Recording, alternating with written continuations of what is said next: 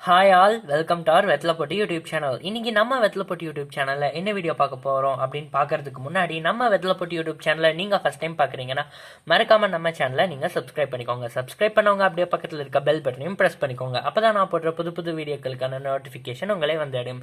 இப்போ வாங்க வீடியோக்குள்ளே போகலாம். ஃபர்ஸ்ட் இன்னைக்கு நம்ம என்ன வீடியோ பார்க்க போகிறோம் அப்படின்னு பார்த்தீங்கன்னா டேபிள் ரோஸ் பற்றி தான் பார்க்க போகிறோம்.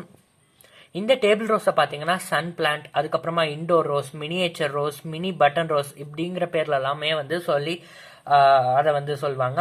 அது மட்டும் இல்லாமல் பார்த்தீங்கன்னா இது வந்து ஸ்கல்லண்ட் வெரைட்டியை சேர்ந்தது. இதோட பிறப்பிடம் அப்படின்னு பார்த்தீங்கன்னா அர்ஜென்டினா, சதர்ன் பிரேசில் அது மாதிரியான இடங்களை சேர்ந்தது. இதில் பார்த்தீங்கன்னா 100 வகையான டேபிள் ரோசஸ் வந்து இருக்கு. அதில் நம்ம ஏரியாவில் எல்லாமே காமனாக வந்து பார்த்தீங்கன்னா 40 வகையான டேபிள் ரோஸ் மட்டும்தான் நம்ம இதில் வந்து காமனாக கிடைக்கக்கூடியதாக இருக்குது. கம்மி விலையிலையும் அந்த 40 வகை மட்டும்தான் வந்து கம்மி விலையில் இருக்குது. மிச்சம் இருக்கிறது எல்லாமே பார்த்தீங்கன்னா கொஞ்சம் காஸ்ட்லியான பிளான்ட் 500, 1000 அந்த ரேஞ்சில் டேபிள் ரோஸ் இருக்குது. நம்ம வந்து வெறும் 5 ரூபாய்க்கும் 10 ரூபாய்க்கும் வாங்குறோம். அப்படி இல்லைன்னா ஒரு சிலர் வந்து அந்த தண்டை கொஞ்சமாக வந்து நம்ம பிச்சுட்டு வந்தோம்னாலே போதும், அது வந்து வளர்ந்துடும். ஆனால் 500க்கும் 1000த்திற்கும் வந்து டேபிள் ரோஸ் வகைகள் வந்து இருக்கு. அதுக்கப்புறமா பார்த்தீங்கன்னா இந்த டேபிள் ரோஸை வந்து ஒரு லக்கி பிளான்ட் அப்படின்னு சொல்றாங்க. மணி பிளான்ட், அதுக்கப்புறமா லக்கி பேம்பு, அது பேரே பார்த்தீங்கன்னா லக்கி பேம்புன்னு ஆயிடுச்சு. இதெல்லாம் வந்து எப்படி ஒரு லக்கி பிளான்ட்னு சொல்றாங்களோ அதே மாதிரி நம்ம டேபிள் ரோஸையும் வந்து பார்த்தீங்கன்னா ஒரு லக்கி பிளான்ட் அப்படின்னு வந்து சொல்றாங்க.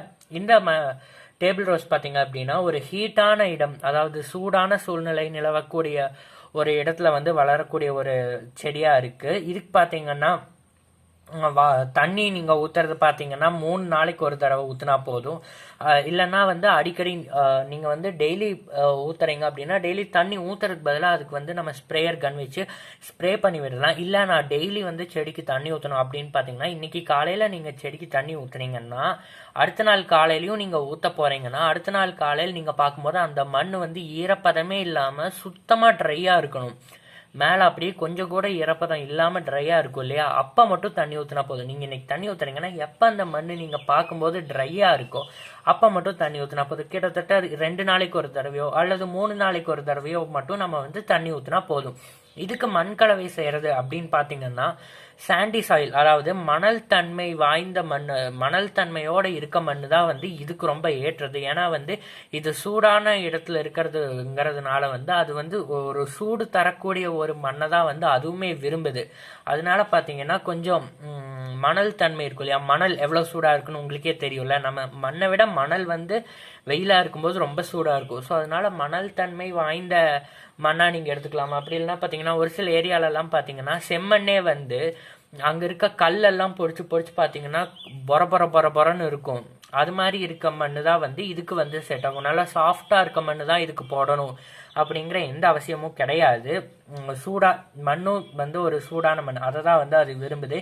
இதுக்கு பார்த்தீங்கன்னா டெய்லி வந்து 6லிருந்து 7 மணி நேரம் டைரக்ட் சன்லைட். நான் சொன்ன மாதிரி இது சூடான இடத்துல இருக்கிறதுனால நீங்கள் இதை வந்து டைரக்ட் சன்லைட்டில் அப்படியே வெயிலில் கொண்டு போய் வச்சிடலாம்.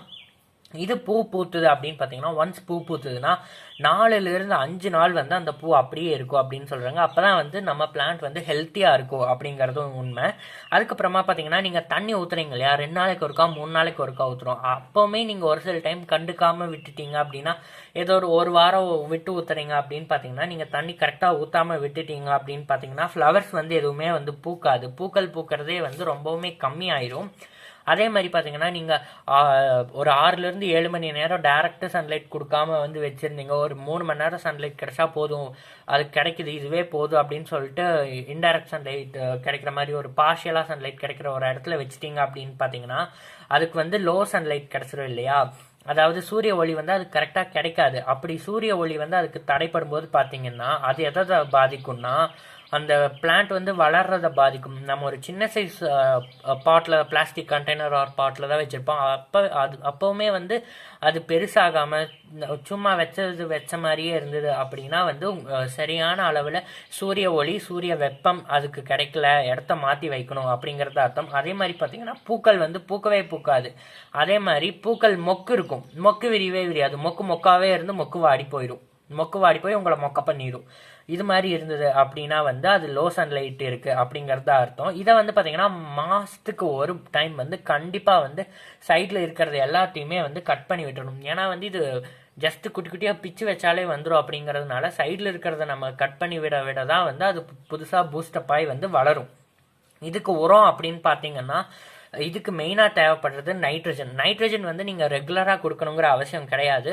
நைட்ரஜன் பார்த்தீங்கன்னா அந்த செடியை நட்டுறீங்க இல்லையா, அதை நட்டுட்டு ஒரு 5 நாள் கழித்து வந்து நீங்கள் விட்டிங்கன்னா போதும். எங்காவது இருந்து 2 துணுக்கு மாதிரி கொஞ்சமாக பிச்சுட்டு வந்து ஏதோ ஒரு தொட்டியில் நட்டு வச்சுருப்பீங்க. அப்படி நட்டு வச்சதுக்கப்புறமா இந்த தொட்டியில் தான் வைக்க போகிறேன்னு சொல்லிட்டு அதுக்கு வந்து கொஞ்சம் மணல் தன்மை வாய்ந்த மண் கலவையை போட்டு இதை நட்டிட்டு ஒரு 5 நாள் கழித்து பார்த்தீங்கன்னா இந்த நைட்ரஜன் உரங்கள் போடலாம். நைட்ரஜன் உரம் பார்த்தீங்கன்னா கடையிலையும் கிடைக்குது, அதுவும் போடலாம். அப்படி இல்லைன்னா வந்துட்டு பார்த்தீங்கன்னா பழத்தோல் அதெல்லாமே கூட போடலாம். அதுக்கப்புறம் பார்த்தீங்கன்னா இதுக்கு மெயினாக வந்து ஒரே ஒரு ஃபெர்டிலைசர் வந்து 15 நாளைக்கு ஒரு தடவை இதை மட்டும் ஃபாலோ பண்ணிங்கன்னா போதும். புளிச்ச தோசை மாவு இருக்கு இல்லையா, அதை வந்து சும்மா ஒரு கரண்டி எடுத்துகிட்டு ஒரு 2 டம்ளர் தண்ணியில் நல்லா கலக்கி அதை வந்து ஊற்றுனீங்கன்னாலும் வந்து நல்ல உரமாக இருக்கும். பூக்கள் நல்லா பூக்கும், வேர்ப்புழு வர்றதை தடுக்கும், செடி எப்போவுமே ஃப்ரெஷ்ஷாக இருக்கும். இது மாதிரியான விஷயங்களுக்குலாம் இது வந்து ஹெல்ப் பண்ணும். அதுக்கப்புறமா பெஸ்ட் கண்ட்ரோல் பார்த்தீங்கன்னா டேபிள் ரோஸில் பார்த்தீங்கன்னா அந்த குட்டி குட்டியான தண்டுகள் மாதிரி தான் இருக்கும். அதில் பார்த்தீங்கன்னா வெள்ளையாக பஞ்சை நினச்சி ஒட்ட வச்ச மாதிரி அங்கங்கே வெள்ளை வெள்ளையாக இருக்கும். அதை எப்படி தடுக்கிறது அப்படின்னு பார்த்தீங்கன்னா அது வந்தாலும் அதை எப்படி போக வைக்கிறது அப்படின்னு பார்த்தீங்கன்னா அரிசி கழிஞ்ச தண்ணி இருக்கு இல்லையா, நம்ம வீட்டில் வந்து எப்போவுமே அரிசியை சமைக்கிறதுக்கு முன்னாடி ஒரு 3 தடவை 4 தடவை வாஷ் பண்ணுவாங்க. அப்படி வாஷ் பண்ண அந்த தண்ணி கூட கொஞ்சமாக வந்து பார்த்தீங்கன்னா நீம் ஆயில், அதாவது வேப்ப எண்ணெய் இருக்கு இல்லையா, அதை கொஞ்சமாக கலந்துட்டு ரெண்டையும் நல்லா கலக்கி அதை வந்து ஸ்ப்ரே பண்ணி விடலாம், தெளிச்சு விடலாம். அது உங்கள் இஷ்டம்தான். இது மாதிரி எல்லாம் நான் சொன்ன டிப்ஸ் எல்லாத்தையும் ஒன்று விடாமல் கரெக்டாக ஃபாலோ பண்ணிட்டு வந்தீங்க அப்படின்னா கண்டிப்பாக உங்கள் டேபிள் ரோஸ் வந்து தினமுமே பூத்துக்குழுங்கிறத வந்து நீங்கள் பார்ப்பீங்க. நல்லா மைண்டில் வச்சுக்கோங்க. 6லிருந்து 7 மணி நேரம் டைரக்ட் சன்லைட்டு, அதுக்கப்புறமா 2 நாளைக்கு அல்லது 3 நாளைக்கு ஒரு தடவை தண்ணி, அதுக்கப்புறமா மாதத்துக்கு ஒரு தடவை சும்மா சைடில் இருக்கிறத மட்டும் கட் பண்ணி விட்டால் போதும். வெல் ட்ரைன்டு சாயிலாக இருக்கணும், மணல் தன்மை வாய்ந்த மண்ணாக இருக்கணும். இது மட்டும் ஃபாலோ பண்ணிங்கனாலே போதும், உங்கள் டேபிள் ரோஸ் வந்து பயங்கரமாக பூக்கும். ஒரு சிலர் வீட்டில் டேபிள் ரோஸ் இருக்கும், செடியும் பார்க்க நல்லா ஃப்ரெஷ்ஷாக க்ரீனாக அழகாக இருக்கும், ஆனால் பூவே பூக்காது. ஆனால் மழை பெஞ்சது அப்படின்னா, இன்னைக்கு நைட் மழை பெஞ்சதுன்னா அடுத்த நாள் காலையில் மட்டும் பார்த்தீங்கன்னா 1 பூவோ 2 பூவோ பூத்துருக்கும். அதுக்கு காரணமும் பார்த்தீங்கன்னா இன்டைரக்ட் சன்லைட் தான் காரணம். நீங்கள் டைரக்ட் சன்லைட்டில் வச்சிங்க அப்படின்னா தாராளமாக வந்து அதில் பூக்கும்.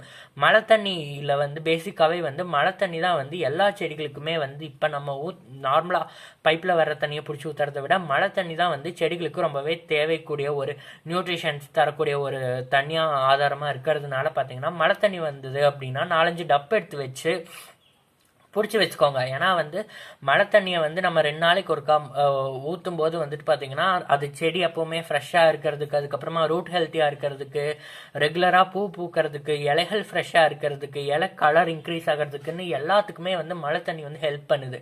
ஸோ அதனால் பார்த்தீங்கன்னா மழை தண்ணி பிடிச்சி வச்சுட்டு டேபிள் ரோஸ் ஊற்றுனீங்க அப்படின்னா அது டேபிள் ரோஸ் வந்து ரொம்பவே ஃப்ரெஷ்ஷாக இருக்கும், பூக்களும் அதிகமாக பூக்கும்.